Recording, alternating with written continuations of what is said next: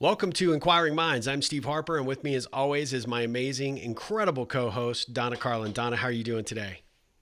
I'm really good. And how are you doing? I'm doing great. I'm looking forward to today's conversation. So, what are we talking about today? You'll let me know afterwards if you're still looking forward to today's conversations. But anyway, you'll make mistakes. You're going to learn and grow, and it's called life. Now, the reason I said that is sometimes we make mistakes, we learn from them or not, or we learn and we choose not to do anything with them. Yep. We cannot live life without making mistakes. Yep. That's the premise of this. Some people feel that they don't act until they plan to the nth degree and all the I's are dotted, all the T's are Yeah. crossed. They're like risk adverse, so they're not going to risk anything, and then don't understand why mistakes are made. Yep.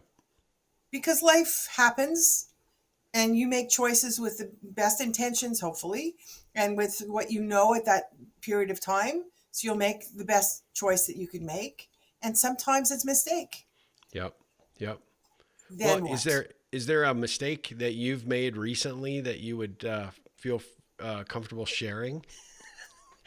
Aside from picking me as your co-host, I mean, other than that.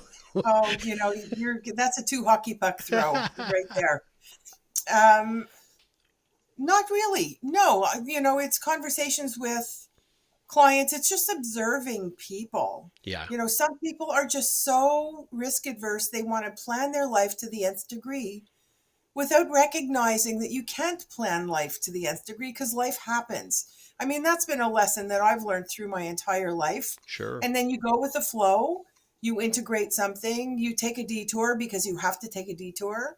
And maybe you end up in a place that's so much better than what you had planned anyway when you just embrace life Yeah. because that is life. So, how do you teach people how to do that? That's always in the back of my mind. How do you say to somebody, you might take a detour and it might be okay Yeah. when they're so risk adverse that they don't believe you or they're panicking. So I wanted to bring that to the table because I wondered if you have that experience, and I'm sure our audience has dealt with that in their life. They made a huge mistake. Well, did you make the best decision you could at the time or the best choice? And then what did you do? Did you course correct? Did you just live in your misery and, beat yourself up saying, I keep making the same mistakes? What do you do with it? That's what I'm bringing to the table today. Yeah, I think it's a really interesting perspective because I think at the end of the day you have two choices, right? You can ignore it and move on, or you can learn from it and you still got to move on, but you can benefit yourself in some capacity to say, well, I know now what did not work, or that I should have made a different decision or done something different. It was clearly a mistake, but not dwell on it, but literally learn from it. And I think that's where people get caught in this loop. There's a lot of shame surrounding mistakes, and either that we bring on ourselves or that we feel like may be held in the opinions of other people. And that can be a real challenge for some folks to get past the mistakes that they make. They dwell on them for far too long. Or, like you said, you have an over planner, someone who felt like everything was aligned, everything should occur the way it was forecasted and expected, and then it didn't. And because of one or two decisions that they may have made, it caused that outcome to be less than the desirable result they were looking for. And then they just can't get over it. They can't allow themselves the luxury to even necessarily understand or appreciate what they should learn from it, let alone not hold on to the shame, surrounding it, right? Whatever that mistake might be. So I think it's a really interesting perspective because I think, at least for my coaching clients, I've found that they fall in one of those two categories, and both, in a lot of ways, are failing to embrace what the lesson is in the mistake that was made, right? If you move on too quickly and you don't pay attention to what you did, you're probably destined to do it again, right? Or something similar Yeah. or worse. And if you dwell on it too much, then you're stuck in neutral and can't move forward because you're still just beating yourself up, or you're running from the shame that you have either internally or that you perceive others have, perception of you in terms of the mistake you made. That's it. I learned something really valuable and um, awesome for me yesterday. I was driving into Montreal to visit my mom and went with my son Michael. He drove. It's the first time I've been in his car. It just occurred to me because normally we meet somewhere, or Yeah. with the COVID and everything else, I just hadn't been in his car. And we we haven't had one-on-one time, and I can't remember how long. We go over. We were with him and his wife, and we have the greatest conversations. And I adore his wife. I mean, she's a gift. We just haven't had one-on-one time. And yesterday it was really interesting. He took the month of August off, which is Hmm. why he was free to drive me to Montreal to see my mom and his grandmother. And he said to me, I have to make a lot of decisions, and I have a team that relies on me, and I have um, goals that I want to achieve in my job, that I hope have impact. Absolutely.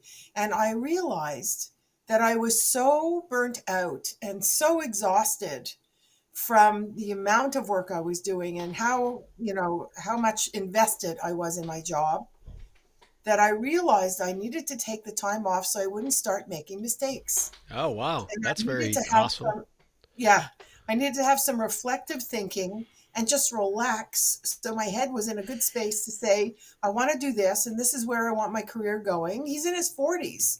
This So this is almost like he has a mom that is a an expert coach. I mean, this yeah, is right. ironic. It was just like I haven't coached him in years. I mean, Yeah, he does call and we have these conversations about his career and whatever sure. else. And I asked him the questions that I've asked on our podcast numerous times. Are you happy? Do you feel you're contributing to something bigger than yourself? Are you learning and growing? It's not about level. It's not about the job status. It's about life. Yeah, Do you have that balance in life, and do you have an enriched, fulfilled life? With your wife and with everything that you're doing, because they have a great life. yeah.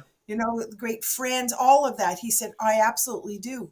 And I stopped running for that next promotion, even though they're flying at me.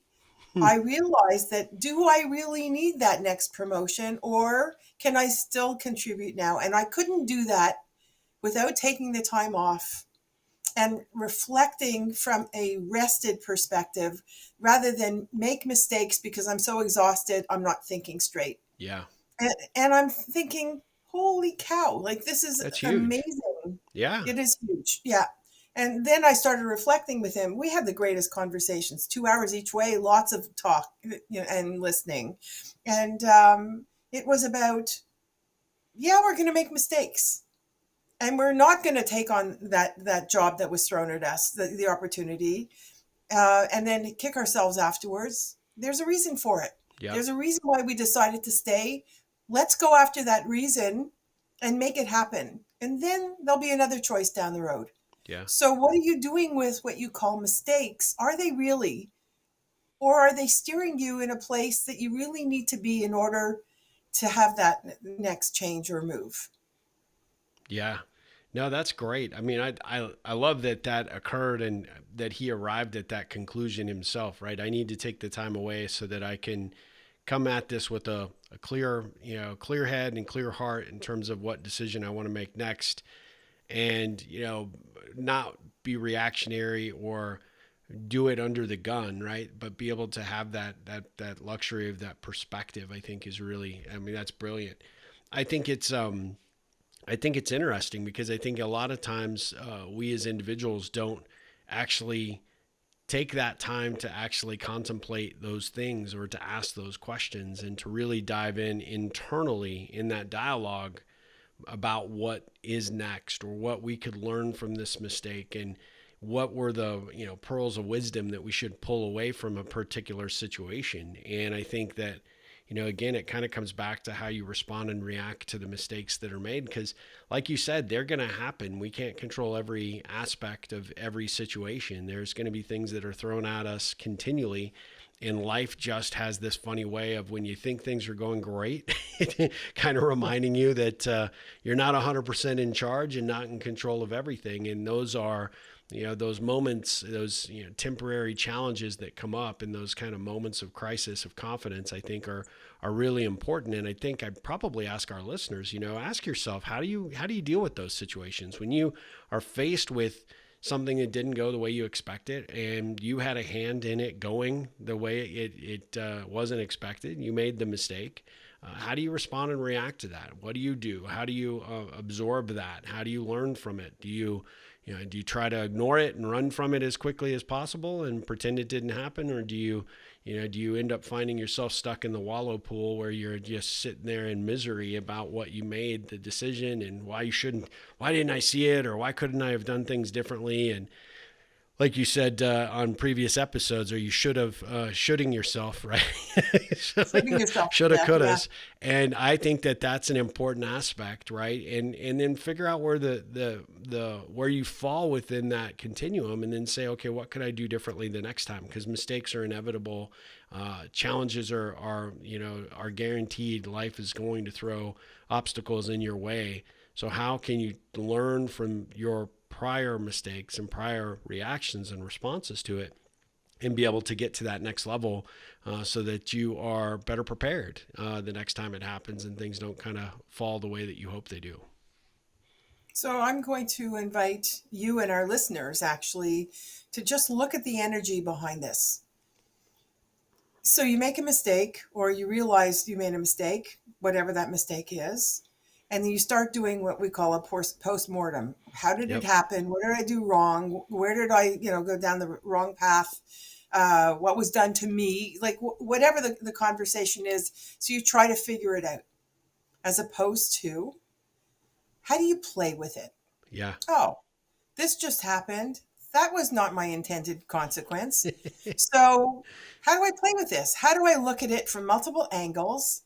What is the learning? What actually was cool about having to deal with this? Going back to one of our previous episodes, what is so perfect about this when it clearly isn't? What is so perfect about this mistake? Yeah. And start grinning inside. Like, celebrate your weaknesses, have a pity party, whatever it is, but the pity party, a fun pity party, so Yep. that you really look at, oh, I kind of screwed up here, so let's play with this. Yeah. Yeah. What could I do with this? How could I turn this around in a way that's going to be really cool? Yeah. Look at the energy there, just in that conversation with myself. What did I do wrong? How do I play with this? I It is a like that. totally different approach. I think 99% of our conversations have a component somewhere in there to say, what is the question I need to ask myself right now, that is an unexpected question for myself. Yeah. You know what I mean? Not the why did I screw up kind of question. Rather, what am I going to do with this? Yeah. How am I going to play with this? I like that. I love that. I love that perspective. I think it is not a typical response to a mistake situation, right? I think at the end of the day, people, the response that I often find, and including in my own sort of behavior, is that I'll often, want to run as far away from whatever I did as I possibly can. So the concept of playing with it and really understanding and appreciating what I can learn from that situation is a really good learning moment for you, right? It's a great opportunity for you to observe and go, well, yeah, like you said, I mean, this did not go as I expected it.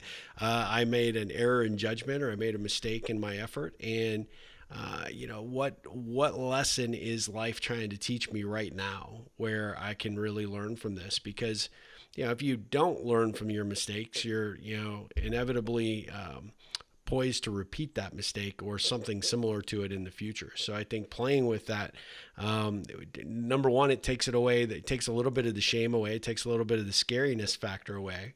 And it also just gives you a completely different perspective to sort of allow yourself the luxury of screwing up and making that error or whatever mistake may have happened, and sort of not making it such a huge deal, but more of Okay, well, now I know what doesn't work and what I should do, differently next time. So, what's the lesson that I can learn from this? I love the play connotation very much. You play with something like that, you better believe you're going to remember it for the rest of your life. That's That you absolutely really right. took something and turned it around. You look at I'm going to blame myself for having screwed up, even if I'm not sure how I screwed up.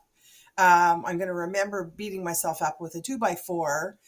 That's going to be avoidance. Yeah, Next time, you're going to avoid anything near that situation in case you screw up again, as opposed to, oh, been there, done that. I'm going to have fun with this and do it differently. yeah, yeah, Different energy. It's totally different energy. And one is an invitation, bring it on kind of thing. yeah, You're not going to get me twice.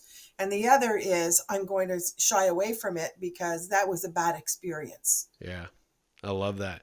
Well, Totally different. as always, these conversations really get you thinking, right? And we want to know what our audience thinks about this, how they respond and react to it. So we'd love to hear, what your comments are, or maybe how you deal with these situations, what bucket you may fall in, or how you respond and react when a mistake has happened and you had a hand in it.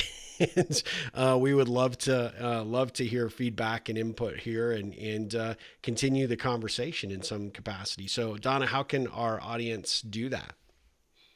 The best way is to join our Facebook group, Inquiring Minds with Donna Carlin and Steve Harper, and let us know what these segments do for you, how you implement some of them, what you'd like us to discuss, or to continue the conversation.